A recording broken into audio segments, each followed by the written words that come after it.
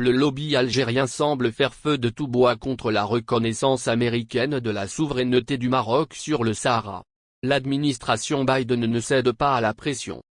Lors de la session consacrée à l'approbation de la désignation par le président Joe Biden du général Lloyd Austin à la tête du Pentagone, le chef de la commission de la défense au Sénat américain, James Inhofe, un des défenseurs du Polisario, a tenté d'avoir de celui-ci une position en faveur de la tenue d'un référendum au Sahara marocain.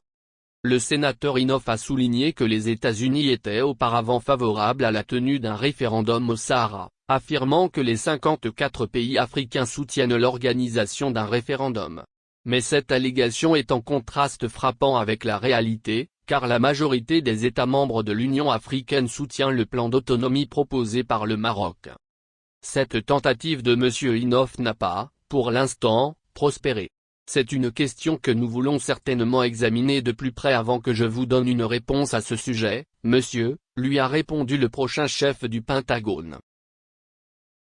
Les élus algériens ont adressé une correspondance à l'actuel président américain Joe Biden pour lui demander d'annuler le décret portant reconnaissance des États-Unis de la souveraineté du Maroc. Algérie cherche coûte que coûte à obtenir de l'administration Biden l'annulation du décret américain signé le 10 décembre dernier.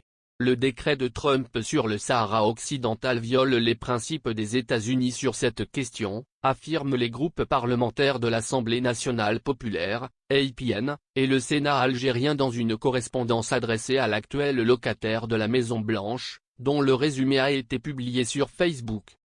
Les élus algériens rappellent que le Sahara a été classé par l'ONU comme un territoire non autonome depuis 1963 et que le droit des peuples à l'autodétermination constitue un principe dans l'histoire des États-Unis et une règle fondamentale du droit international.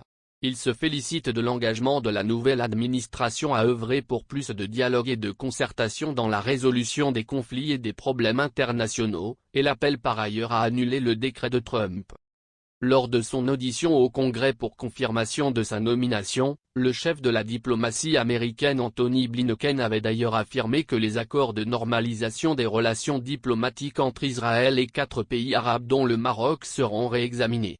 Il y a certains engagements qui ont pu être pris dans le contexte de la normalisation de leurs relations avec Israël par ces pays, que je pense que nous devrions examiner attentivement, avait-il répondu à un membre du Congrès.